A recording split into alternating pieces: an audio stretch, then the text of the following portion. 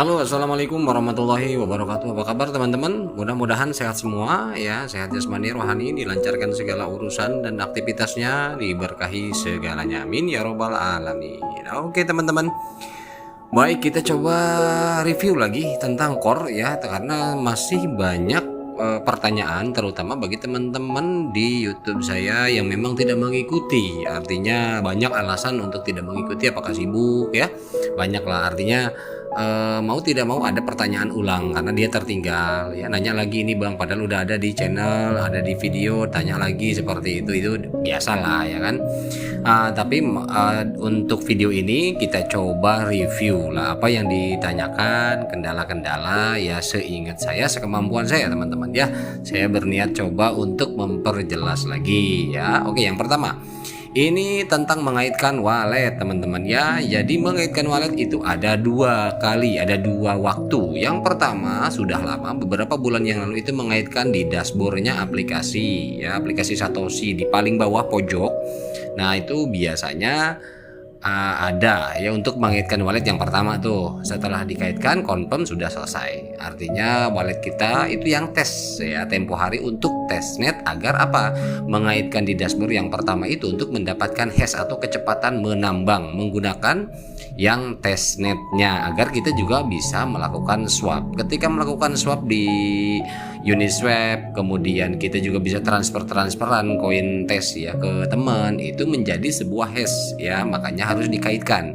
Bagi yang belum mengaitkan sampai saat ini, wah itu berarti terlambat ya, tapi bukan tidak bisa ya, silahkan dikaitkan segera ya. Kalau yang belum, itu di pojok paling bawah, aplikasi yang terbaru pun saat ini ada di bawah. Nah itu untuk mengaitkan yang pertama. Kemudian yang kedua itu yang kemarin baru-baru ada tutorialnya saya buatkan, itu plus KYC kedua. Karena KYC pertama sudah ketika kita daftar kita ada scan muka, itu untuk KYC pertama ya. Kemudian KYC kedua kemarin beberapa hari yang lalu itu ada scan wajah juga ya, verifikasi muka, kemudian mengaitkan lagi untuk wallet kita ya. Nah ini banyak perkaranya di sana. Kita untuk tahap awal untuk pertama kali karena memang belum tahu, termasuk saya juga di awal. Setelah dikaitkan, setelah Vermuk ya, setelah Vermuk itu kan udah kita lolos nih, tapi tampilannya kok masih begitu aja. Nah gitu. Kemudian ada juga yang ada tadi tulisan sukses bang Vermuk, tapi kok wallet saya tidak muncul seperti yang di video.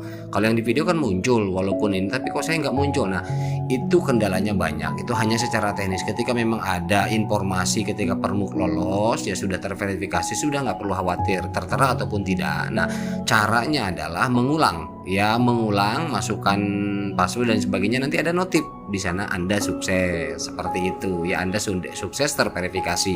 Kalau kita melakukan kedua kalinya, jadi kita kan sudah masukkan wallet tuh, mengaitkan wallet, kemudian masukin password ya, password aset ya, password aset, kemudian di confirm. Nah itu langsung akan ada notif bahwa pengaitan daripada MetaMask kita sudah berhasil. Sudah sampai situ saja, nggak usah Vermuk lagi karena Vermuk tadi udah lolos. Untuk mengetahui sudah verifikasi atau belumnya, sebenarnya simpel seperti itu saja ya. Jadi memang itu untuk masalah tampil dan tidaknya. Kemudian kalaupun memang sudah ada notifikasi lulus, tapi tampilannya bang kok masih begitu aja ketika kita keluar di aset ya, di dompet kita itu tombolnya panjang kuning oranye masih begitu aja nggak berubah. Nah itu memang mau lulus ataupun tidak, tampilan dari pihak developer aplikasi Satoshi-nya masih seperti itu. Jadi nggak masalah, biarkan saja. Yang penting kuncinya adalah kita sudah ada informasi akun kita terverifikasi, selesai. Oke, masalah tampilan nggak usah dipermasalahkan ya, memang begitu adanya dari sana, biarin aja. Nanti juga kan ada update lagi. Jadi apapun perubahan yang nanti ke realnya, aplikasi ini akan ada update lagi ke versi 5040. Sekarang kan 5030. Nah nanti apakah ke 540 atau ke 5040 atau ke 5050 ya, nanti kita lihat. Jadi nanti ada update lagi, ada informasi lagi. Karena apa? Karena itu masih banyak yang perlu diupdate di aplikasi itu teman-teman ya. Itu untuk mengaitkan masalah wallet dan verifikasi. Kemudian yang kedua tentang gas fee. Nah ini tentang gas fee, banyak per hari ini dan kemarin juga banyak teman-teman yang masalah gas fee ketika informasi dari Cordao bahwa gas fee itu untuk transaksi mengklaim 25% di awal itu membutuhkan gas fee. Dan agar free di sana kita tidak mengeluarkan biaya di awal dalam bentuk rupiah untuk deposit dan lain sebagainya, atau dalam bentuk USD atau Bitcoin, Nah, Kordao menginisiasi bagaimana caranya supaya ini tidak mengorek dompet kita. Nah, makanya di sana dikirimlah Bitcoinnya ke wallet kita. Sebesar berapa? Sebesar daripada gas fee tersebut. Nah, di sana kan Kordao pernah bilang jangan sampai itu dijual.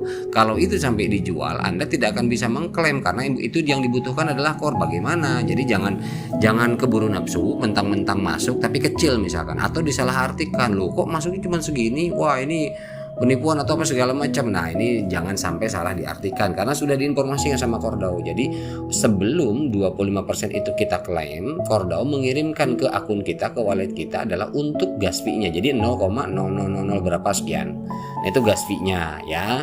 Jadi per hari ini memang mungkin random. Ada teman-teman di luar sana yang report ya, laporan bahwa ada yang sudah masuk 0,000 atau nolnya 4 kali sekian berapa, 5 atau berapa lah, saya beda-beda saya lihat tadi ya.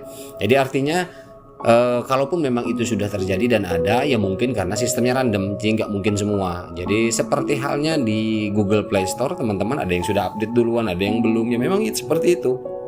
Jadi kalau untuk di dunia online ya, untuk update, untuk transmisi dan sebagainya, jangan berpikir seinstan yang kita pikirkan. Kita yang harus memahami, kita yang harus memaklumi, ada prosesnya, ada waktu yang dibutuhkan untuk sampainya transmisi itu, sampainya update itu, gitu loh. Jadi kadang-kadang kan belum apa-apa udah heboh, kok saya belum, dia udah, kok saya belum, dia udah. Itu tunggu saja, nggak mungkin salah kalau prosedurnya kita mengikuti. Seperti itu ya. Jadi untuk gas fee, kembali lagi untuk masalah gas fee, jadi jangan sampai terjual, jangan sampai kita nafsu langsung kita jual, terlihat wah ini core asli nih, di jaringan asli sudah masuk. Nah, jadi Kordao sudah mengingatkan bahwa itu untuk biaya gas fee, hati-hati ya. Jadi ditahan dulu, simpan dulu sampai nanti ada informasi dari Kordao bahwa untuk mengklaim 25% silahkan. Nah, itu kita lakukan untuk klaim. Yang ditarik adalah saldo yang transfer pertama untuk gas fee itu, nanti yang kepotongnya. Jadi untuk yang 25%-nya kita nggak kepotong ya.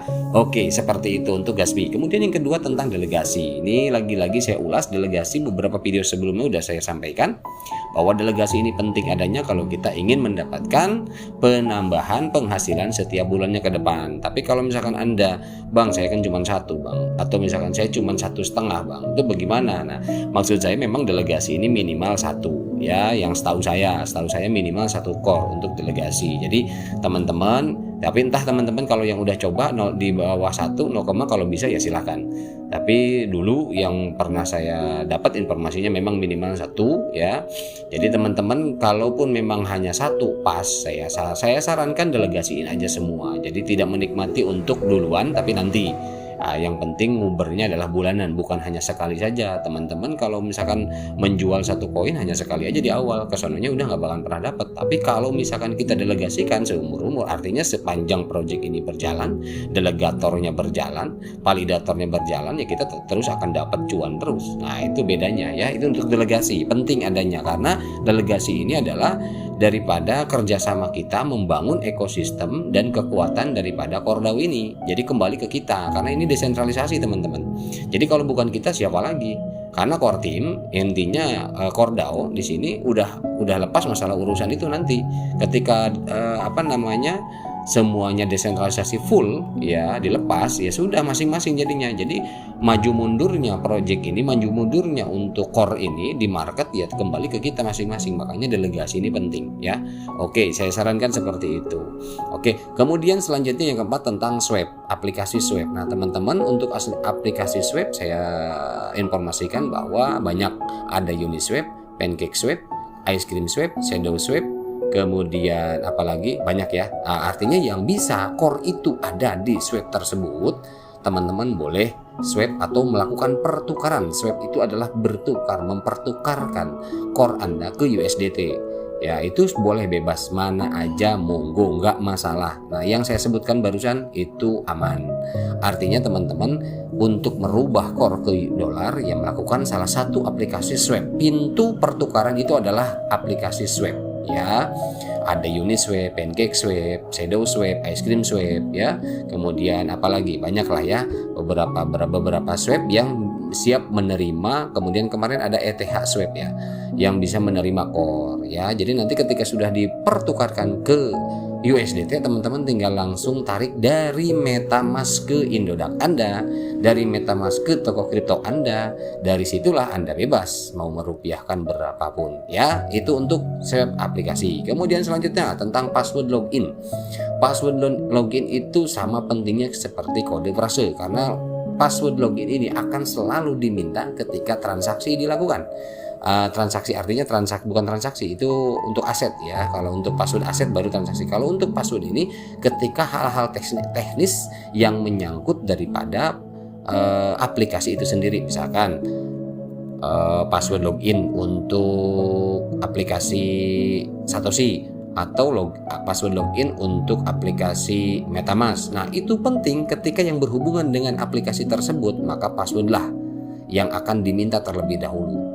Gitu, ketika Anda aplikasinya terhapus atau ganti handphone atau handphone hilang atau handphone pecah segala macam, password itu adalah kuncinya. Karena ketika kita dipinta password dulu sebelum kode prase, maka repot di situ. Memang ketika ada tombol lupa password itu dikuncinya di email. Jadi kalau kita lupa password, tinggal klik aja forgot password atau lupa password, nanti dikirim untuk resetnya ke Gmail. Maka melalui Gmail kita reset, ganti, bikin password baru, maka baru masuk dan lakukan masukkan kode prase. Biasanya kalau MetaMask seperti itu, dan yang lain juga mungkin sama ya, kecuali aplikasi-aplikasi seperti Satoshi ini kan tidak pakai kode prase. Yang penting kuncinya adalah password itu penting ya. Itu untuk password login.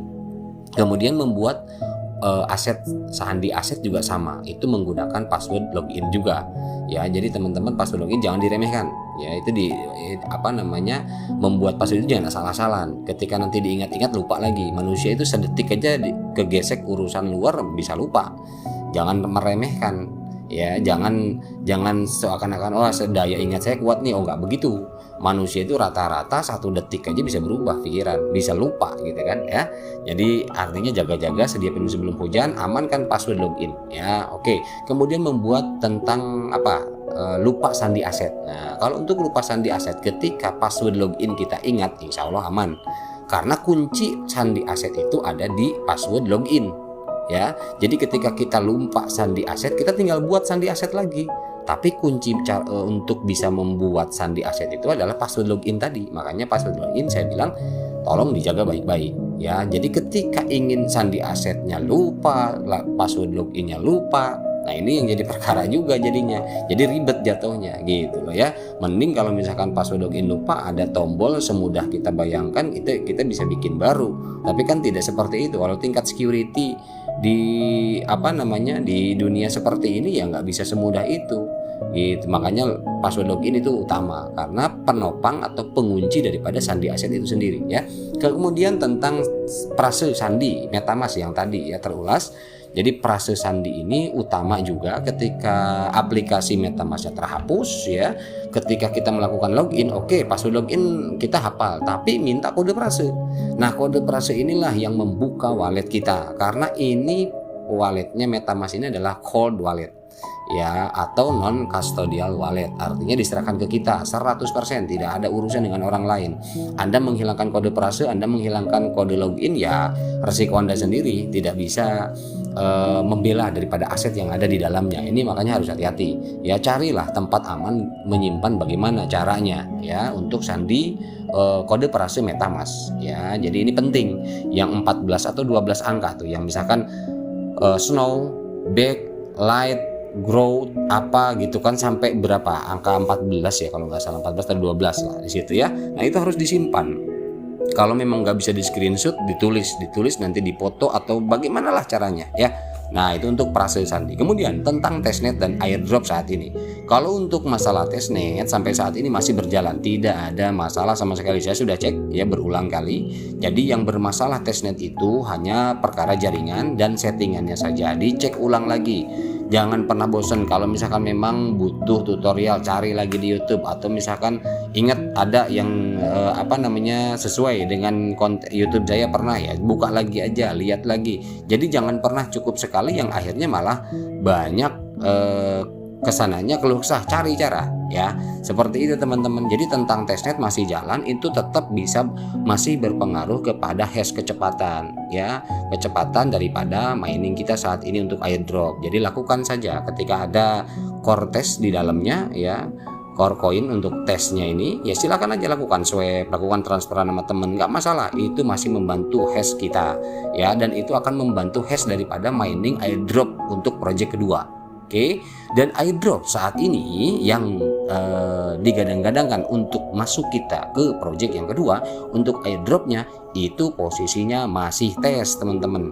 Bang, ada value-nya nggak? Mungkin next ada, tetapi bukan yang saat ini. Yang saat ini hanya tes. Nanti kemungkinan besar yang diambil dari mining test airdrop saat ini atau token yang 3 jenis saat ini itu adalah untuk mengambil hashnya saja. Tetapi kalau untuk tokennya, entah nanti kebijakan Cordo apakah itu akan direalkan atau akan dienolkan semua kembali dari awal, karena yang dibutuhkan adalah hash kecepatan mining kita.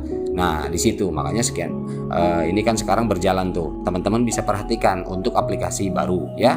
Jadi untuk airdrop saat ini jangan menanja masalah harga, ini masih tes. Selagi belum ada update terbaru masuk launching ke project yang kedua, semua itu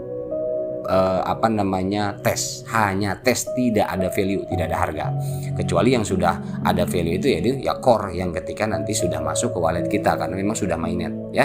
Kemudian tentang USDT bagi rekrutmen, ya, untuk perekrutan. Itu bagi teman-teman yang melakukan masih merekrut, misalkan ada yang mau masuk atau apa, itu Bitcoinnya masih masuk, masih ada. Itu beberapa sampai saat ini saya nggak pernah hilang, itu ada, setiap hari ada Bitcoin masuk seperti itu dari referral yang masuk ke kita. Itu masih jalan, masih diberikan sama Cordao untuk Bitcoinnya, luar biasa, gilanya bener-bener. Jadi walaupun memang sudah mainnet, tetap Bitcoin diberikan secara cuma-cuma melalui rekrutmen itu, ya. Mau yang baru gabung kemarin, mau lusa, mau kapan, itu masih tetap jalan, ya. Jadi untuk klaim daripada Bitcoinnya masih jalan teman-teman. Nah, perkara untuk masalah ini yang daftar, ya, untuk yang daftar baru ini gimana bisa ikut atau tidak untuk proyek yang kedua ini, saya belum dapat validitas infonya apakah ada persyaratan khusus atau memang tidak. Kalau memang tidak ada persyaratan khusus, peluang bagus buat yang baru masih bisa ikut berarti untuk proyek yang kedua. Tapi nanti kita coba cek and recheck, ya, gimana caranya supaya dapat info untuk validitas itunya. Apakah mungkin nanti ini ada persyaratan khusus seperti isu yang kemarin bahwa yang ikut proyek yang kedua ini harus punya referral dan memang member lama. Nah ini juga ada baru isu, saya belum dapat yang betul-betul klik gitu di hati, ya. Jadi itu baru sebaran saja, tapi saya belum dapat sumbernya. Kita nanti next ke depan kita coba informasiin lagi kalau memang ada aturan, ya. Oke, kemudian untuk itu tadi Bitcoin, ya, untuk yang rekrut. Kemudian selanjutnya sekarang ini memahami update aplikasi. Nah ini teman-teman, update aplikasi itu saya sarankan jangan pernah diremehkan ketika itu menyangkut aset kita, dan terlebih proyek utama kita adalah misalkan ini core, ya, atau Pi Network. Ketika ada update dengan aplikasi proyek yang kita utamakan, itu segera update. Jangan berpikir bagaimana lebih baik aplikasi yang tidak kita gunakan di handphone kita hapus, membela ini. Karena kenapa? Karena aplikasi ini perlu update. Ketika tidak diupdate akan muncul masalah-masalah yang tidak diharapkan, ngebug lah, ya, ini nggak tertera lah, ini nggak bisa lah, itu karena nggak diupdate. Makanya informasi usahakan tidak putus. Ini sekarang versi berapa? Ini sekarang versi berapa? Ini ikutin saja. Ya, saya sarankan seperti itu. Karena kenapa? Project ini update, project itu mengupdate. Kita masa yang ikut project nggak update? Artinya begitu. Jadi aplikasi Satoshi ini akan selalu ada update dan itu harus dilakukan. Ya, saya menyarankan di sini harus dilakukan, tidak terkecuali. Karena kenapa? Karena akan berhubungan dengan aset. Ketika nanti ada masalah, sebetulnya perkara dasarnya memang nggak diupdate. Gitu teman-teman. Ketika transaksi bermasalah atau apa, karena memang dasarnya nggak diupdate. Jadi file-file pendukung untuk mengoptimalkan aplikasi itu tersebut Anda tidak dapat kalau tidak diupdate. Nah, yang kita butuhkan adalah file-file pendukung untuk kelancaran daripada proyek kita, transaksi kita. Nah, kalau nggak diupdate, nggak dapat file pendukung itu, penyempurnaan itu, gitu ya. Oke, itu untuk aplikasi update aplikasi. Yang terakhir tentang tanggal 6 Februari dan 15 Mei. Banyak yang mengatakan tanggal 6 adalah migrasi. Itu no. Ya, saya katakan no karena kenapa? Tidak ada publikasi dari Kordau tanggal 6 langsung migrasi semua. Yang ada yang menginformasikan itu bukan Kordau tapi pihak pengembang Satoshi, aplikasi Satoshi mengatakan bahwa tanggal 6 ya yang di aplikasi itu adalah announcementnya timnya daripada Satoshi, aplikasi Satoshi, bukan Kordau ya. Nah, tapi memang tetap ada konfirmasi dengan Kordau.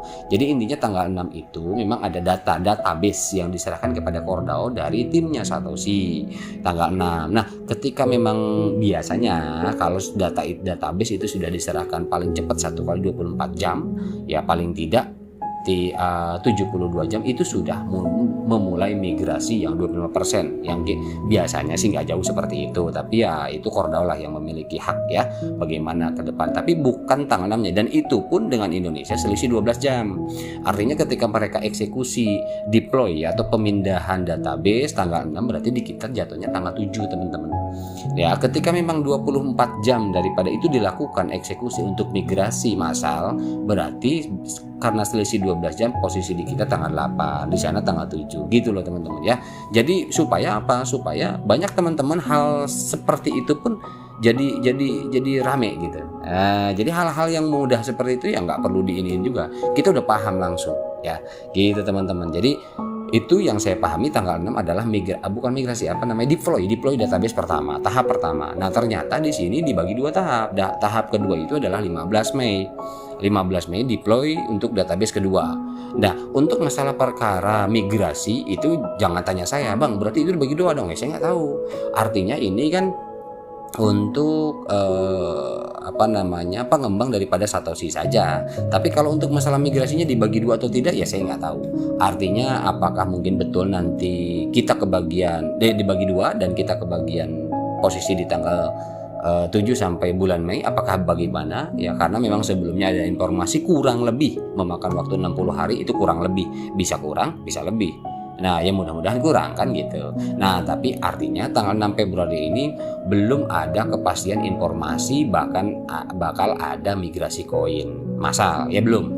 Jadi itu yang harus dipahami. Artinya itu baru deploy database dari pihak Satoshi ke Kordau ya teman-teman ya. Jadi kita tetap berharap setelah deploy fase pertama untuk 6 itu Februari, mudah-mudahan ada migrasi kepada data-data yang sudah memang dianggap untuk golongan pertama atau untuk bagian pertama ya, kloter pertama gitu. Mudah-mudahan aja.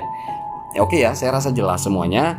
Kalau misalkan ada pertanyaan-pertanyaan lagi ya silahkan. Saya nggak bisa jawab satu-satu di kolom komentar YouTube karena memang terlalu banyak. Jadi saya coba beberapa problem ya saya rangkum seperti ini saja. Mudah-mudahan ini bermanfaat buat teman-teman dan bisa bantu. Saya tidak bisa berbuat banyak karena saya juga mengikuti apa instruksi daripada Kordau, informasi daripada Kordau dan Satoshi Apps ya. Mudah-mudahan kita sama-sama mempelajari, mendalami, dan saya mohon maaf, ini bukan pengajaran, ini pemberian informasi saja. Jadi saya bukan pengajar, tapi saya pemberi informasi ya teman-teman ya.